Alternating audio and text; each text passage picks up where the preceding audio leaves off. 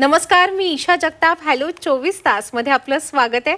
या खास कार्यक्रमातून आपण मनोरंजन, ज्योतिषशास्त्र आणि अगदी करिअर अशा विविध विषयांवर तज्ज्ञांकडून सखोल मार्गदर्शन मिळवतो. प्रेक्षक हो, तरुणांना तांत्रिक आणि व्यावसायिक प्रशिक्षण देऊन रोजगारक्षम बनवणारी संस्था म्हणजे औद्योगिक प्रशिक्षण संस्था अर्थात ITI. ITI मधल्या शिक्षणाचं महत्त्व आणि रोजगाराच्या संधी याविषयी आज आपण सविस्तर माहिती जाणून घेणार आहोत. त्यासाठी आजच्या कार्यक्रमात सहभागी झाले आहेत डॉक्टर संजय शिवरामजी पवार. नमस्कार सर, कार्यक्रमात आपलं स्वागत आहे. नमस्कार मॅडम. डॉक्टर संजयजी शिवरामजी पवार हे मेकॅनिकल इंजिनिअरिंग विषयात मास्टर्स आहेत. ते ग्रामीण शिक्षण प्रसारक मंडळ नांदेडचे अध्यक्ष म्हणून गेली अनेक वर्ष कार्यभार पाहत आहेत. शिक्षण क्षेत्रातील एक अनुभवी, दूरदृष्टी ठेवणारे आणि समाजाभिमुख नेतृत्व करणारे असं त्यांचं व्यक्तिमत्व आहे. 1990 पासून ते शैक्षणिक क्षेत्रात सक्रियपणे कार्यरत आहेत.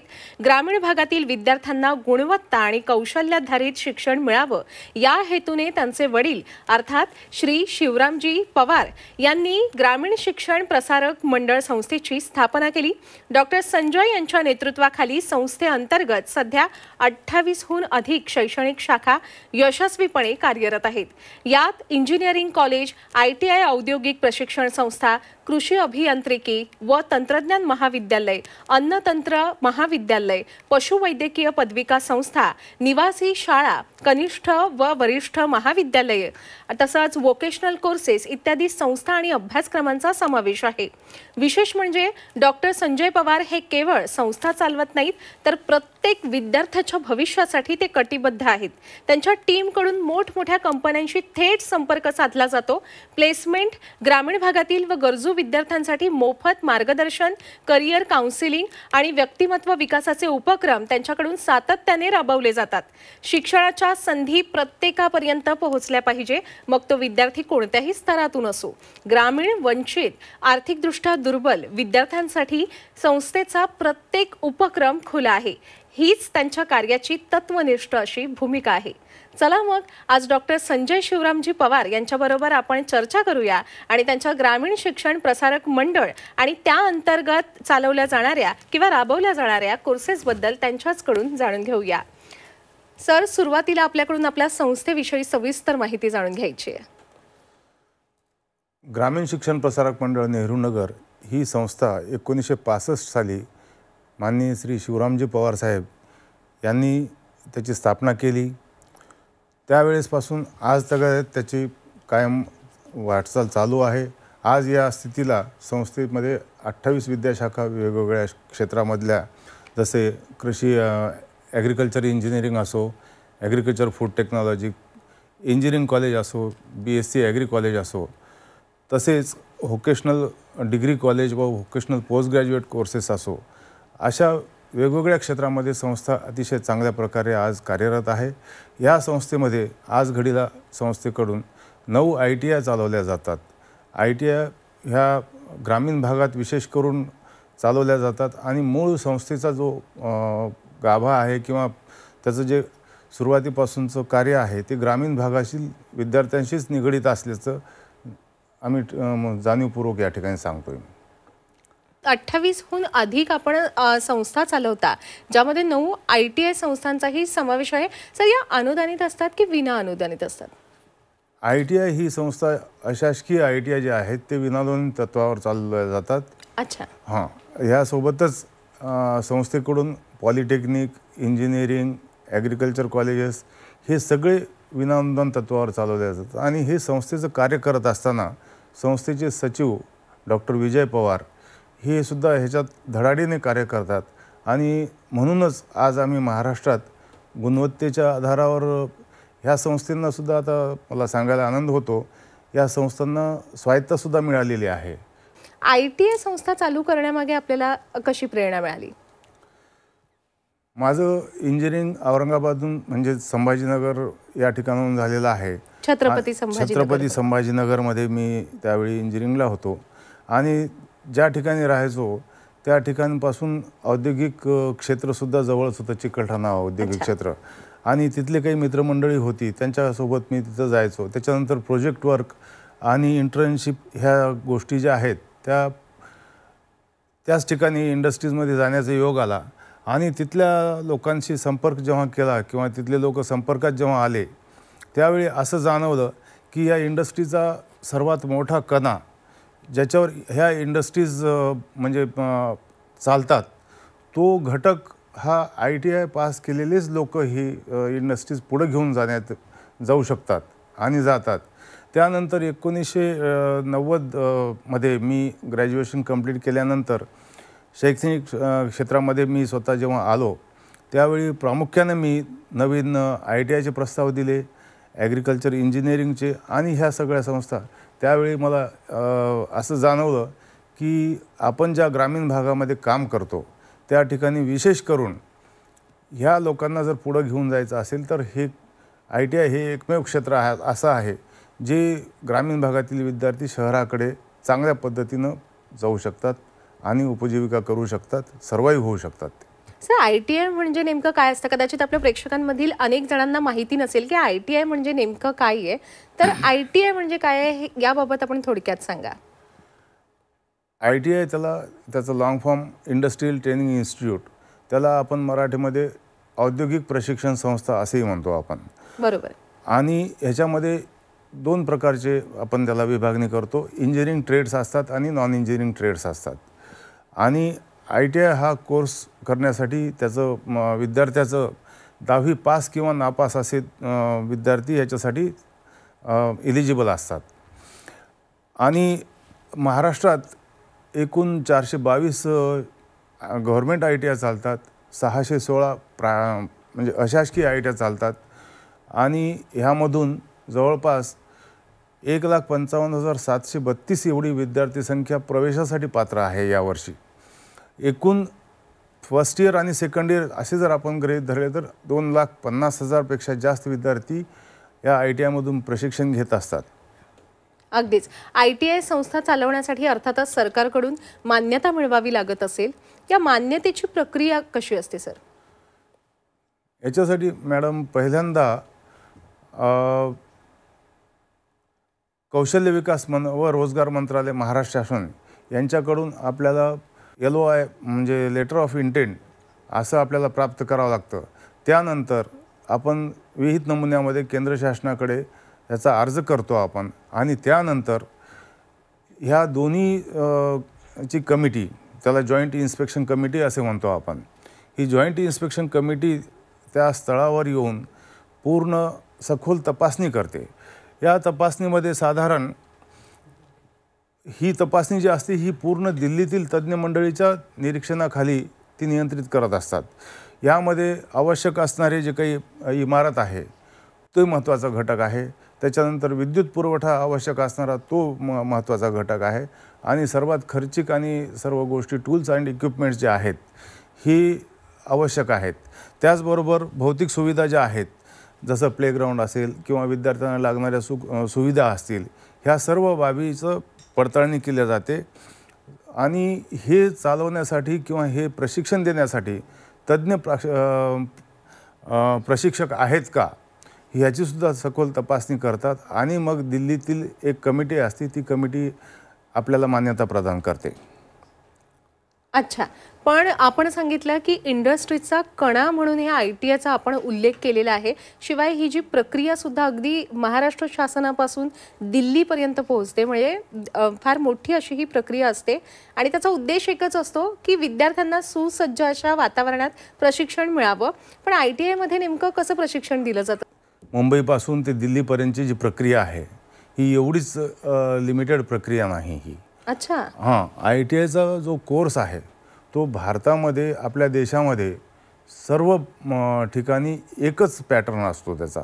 आणि ITIमध्ये असे आहेत की 1 वर्षाचे काही कोर्सेस आहेत आणि काही 2 वर्षाचे कोर्सेस आहेत.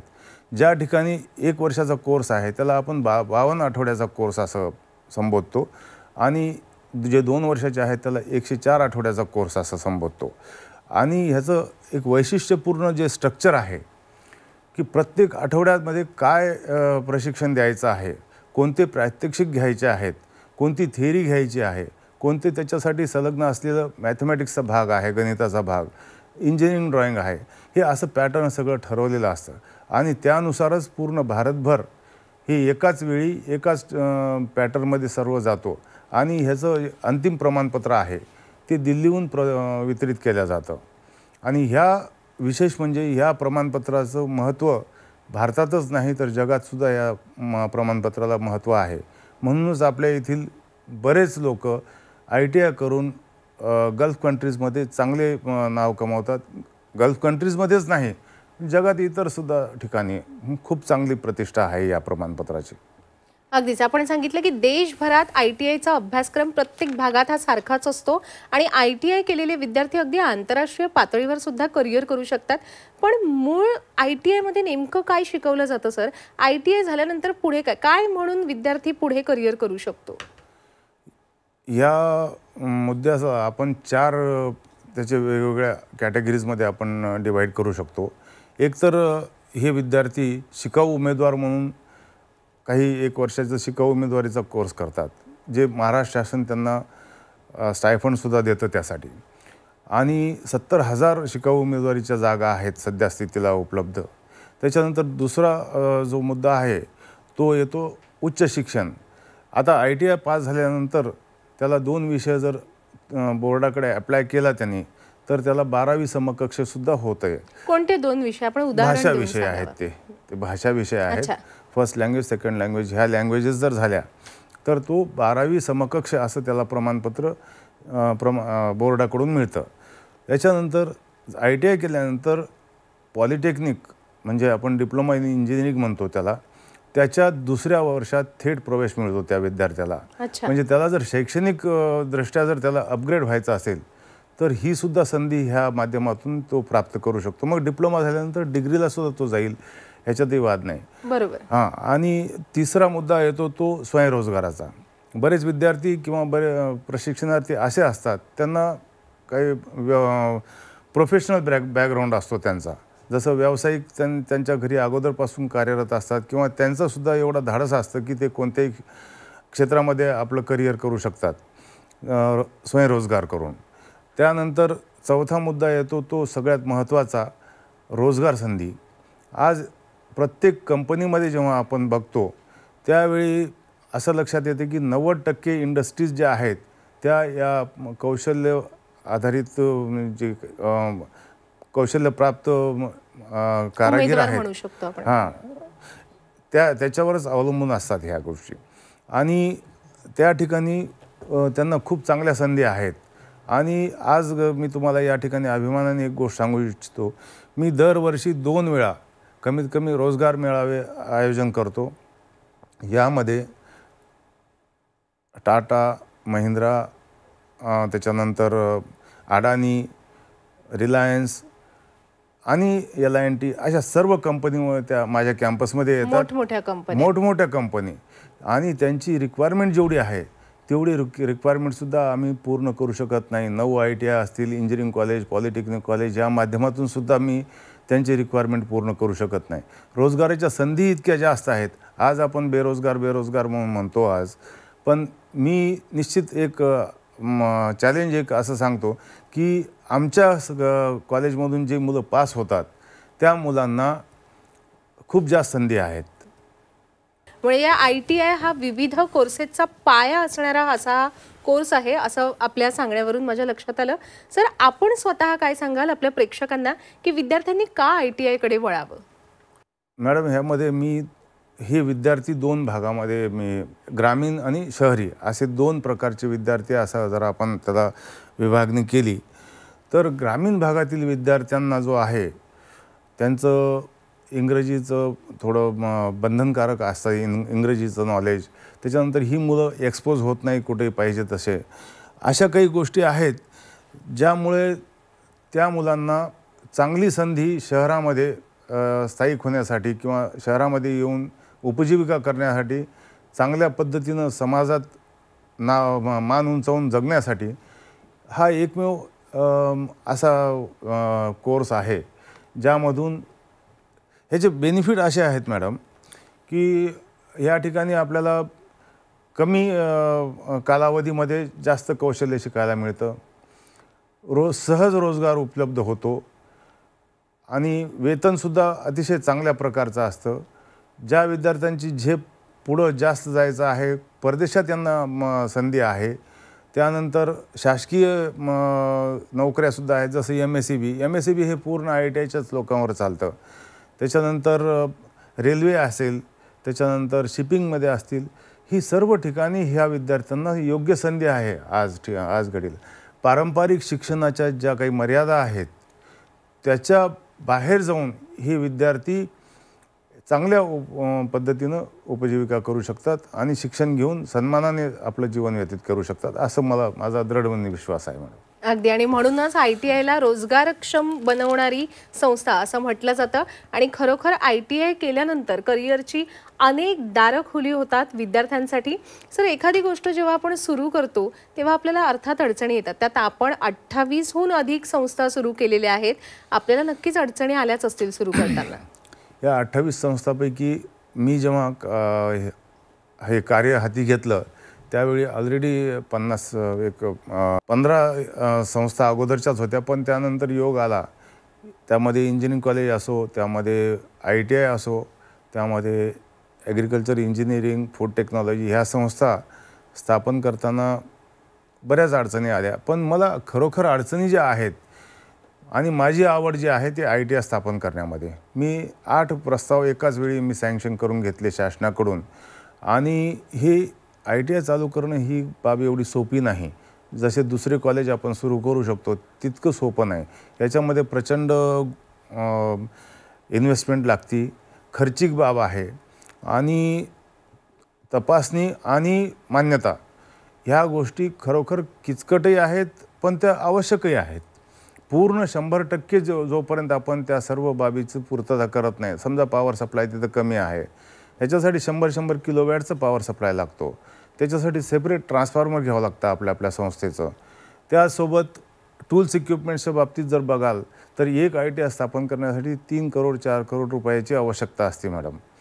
तर ह्या गोष्टी ज्या आहेत खर्चिक जरी असतील तरी मला निश्चित एक गोष्ट अभिमानाने सांगावं वाटते की ह्यामधून प्रशिक्षण घेतलेले विद्यार्थी जे आहेत अतिशय सन्मानानं त्यांचं पुढचं आयुष्य व्यतीत करू शकतात. आणि हे बघितल्यानंतर ह्या सगळ्या अडचणी ज्या आहेत त्या अडचणी नसून त्या आनंद वाटतो त्या गोष्टीचा आम्हाला. अगदीच, आणि आपण जे हे कार्य करताय ते खरोखर कौतुकास्पद आहे. कारण जो आपण खर्च सुद्धा सांगितला आणि आपला त्यामागचा उद्देश सुद्धा सांगितला या संस्था चालवण्याचा, तो खरोखर कौतुकास्पद आहे. आणि आपल्या या वाटचालीसाठी आमच्याकडून खूप खूप शुभेच्छा. आता आपण कार्यक्रमाच्या समारोपाकडे आलेलो आहोत.